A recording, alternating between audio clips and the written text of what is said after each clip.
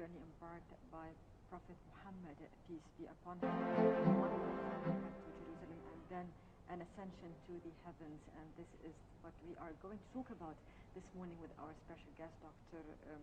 Ismail Hamid, Islamic researcher. Sir, this journey encompasses a number of miracles as we just described it. Would you tell us some of them? Yeah, thank you for the invitation. Surely that this is a very special day in Islam. It is a day that happens during the 10th year of the Islamic message, of the beginning of the message of Prophet Muhammad. So this year it is a very dark year for the Prophet, we can say that. It was the year of sadness, because in this year, Sayyidah Khadija, the wife of Prophet Muhammad, she was dead, and then few months after, Abu Talib was the uncle of Prophet Muhammad, he was dead. So it was two events that they were very hard for Prophet Muhammad. So God wanted to please Prophet Muhammad, to make him happy, to make for him something very special for him, this just to cross this points for him. So Gabriel, the angel, he came to him in one night, and he took him from Mecca to Jerusalem. There in Jerusalem, in Al-Aqsa Mosque, Prophet Muhammad, he found the prophets. So I think for him it was great things to see all the prophets from the beginning of the humanity till his time, okay? And he led all of them in the prayer, in a collective prayer. So it means that he is the leader of the prophets. We don't say that he is the best of the, but he's the leader of the prophet. After that, it will be the second stage of this miracle, that Gabriel, he took Prophet Muhammad and he went up to heaven. Heaven, as we know that we have 7 heavens on there. So the first heaven, Prophet Muhammad, he found his father or his far grandfather Adam, and he welcomed him. And after that, they went to the second heaven. He found the 2 cousins, Jesus and his cousin John the Baptist, Sayyidina Yahya. And after that, they went up to the 3rd heaven. They found Joseph. So he was the king of Egypt, Joseph. And after that, on the 4th heaven, Prophet Muhammad, he saw Idris, who was the first prophet who lived in Egypt. And he is the 7th prophet of or the 7th generation from Adam. 7th generation, and he is the 3rd prophet according to the chronology. Because before him, it was Shais and then Adam. So after Idris, it will be the time of Noah and the flood, and then the time after the flood, we talk about the rest of the prophets. So after that, when they went up on the 5th heaven, they saw Harun, and then the 6th heaven, they saw Moses, and then the 7th one, they saw Abraham, the far grandfather of Prophet Muhammad. Abraham, he is the father of Ishmael. Ishmael is the father of the Arab, and from the branch of Ishmael, Prophet Muhammad, he came. So it was something great for Prophet Muhammad. This just to please Prophet Muhammad. This just to forget all the pains that he had during that sad year for the Prophet Muhammad. After that, it will be a special time, this to see God show Muhammad, peace be upon him, some signs or some figures of the people of hellfire. And then he will see the signs of people of the paradise. And in paradise, Prophet Muhammad, he had special things to see there that they are related to Egypt.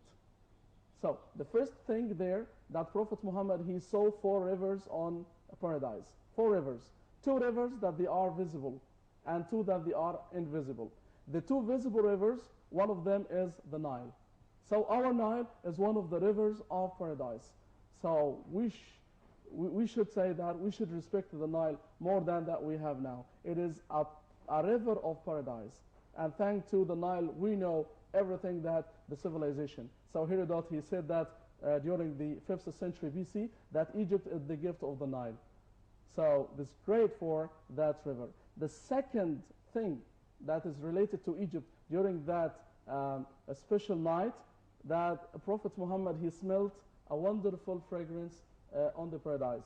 And then he asked Gabriel, Gabriel, tell me, what that fragrance? He told him, this is the fragrance of the headdress of the daughter of Pharaoh, Mashitat bint Fir'aun. Her story is very famous story on the Islamic resources. So he told him the story of that. So in one day, this woman, she was repairing the hair of the daughter of the Pharaoh, and then the comb that was using, it was fallen down, and then she said, "Oh God." So the daughter of Pharaoh, she asked the servant, "You mean my father, who is your God?" So the servant did not say, no. She said, "No, it's not your father, but I mean my God and the God of your father."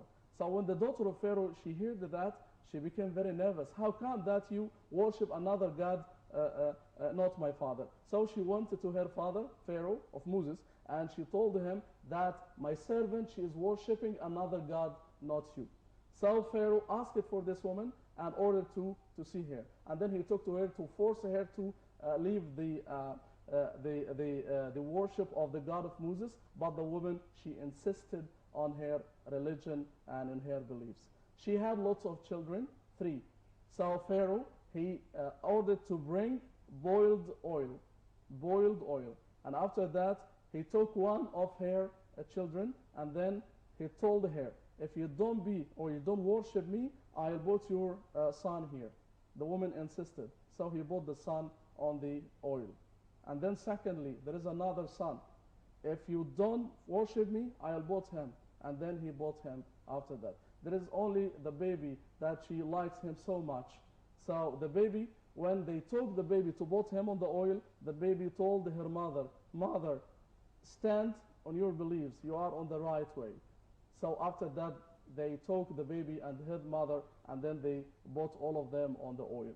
So the fragrance or the smell of this burning people on the oil, it became as a wonderful fragrance on paradise. So something great, and the story of this woman, something great during that time. So I think for that day, it was a very special day. Prophet Muhammad, God wanted to tell Prophet Muhammad that I made for you something that never made for another prophet. And also during that night, Prophet Muhammad, as it is said, that he saw God by his figure. Okay, so we have lots of things to say about this day. What is the religious significance of that night as well? Yes, we have lots of things about this significance, because also we have also during this day that God imposed the prayer. Prayer was imposing for people as one of the pillars of Islam during this night. So it was at the beginning 50 prayers. And after that, the story is very well known that he went to Moses. "Moses, tell me it's 50 prayers every day." He told him that it's too much. I know the sons of Israel, they cannot follow that because I know my people how that. So your people, they cannot afford this. So go to God and ask him to reduce the number of the prayers. And then at the end, it became as 5 prayers. So also something very important for Islamic religion during that night, that it is the beginning of the prayer for the whole Muslim during that night. Okay, sir. Al-Aqsa Mosque is the only place on earth which saw all messengers and prophets of God coming together for prayer. Yes. What's the significance, or what can we think of such an event taking Yeah, place? Al-Aqsa, in Islamic resources, it is the second mosque on the earth. As in the traditional Prophet Muhammad, that the first mosque, it is the Mosque of Mecca. And then 40 years after, it was built the Mosque of Al-Aqsa. So this is a very special mosque as the second mosque in Islam.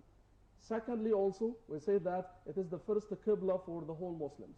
First Qibla, and after that was converted to Mecca. So also one of the mosques that we should go to pray there. We have only 3 mosques in Islam that Islam urges us to go to pray there, not any other mosques. So the Mosque of Mecca, the Mosque of Prophet Muhammad, and the Mosque of Jerusalem, or Al-Aqsa Mosque.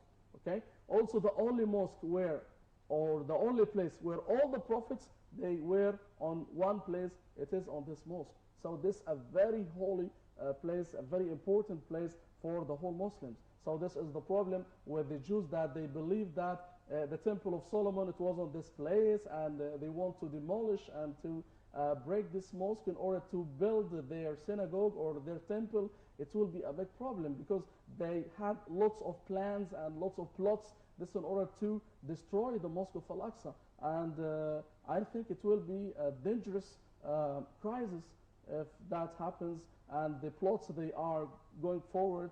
So I think that Muslims they should do something to stop the plans of the Israelis about that point. What are the main lessons that one can learn from Al-Isra wal-Mi'raj? Yes. From this, I think the patience. Because in 1 year, two persons that they are very close of Prophet Muhammad, he lost to them. I think after that, the patience.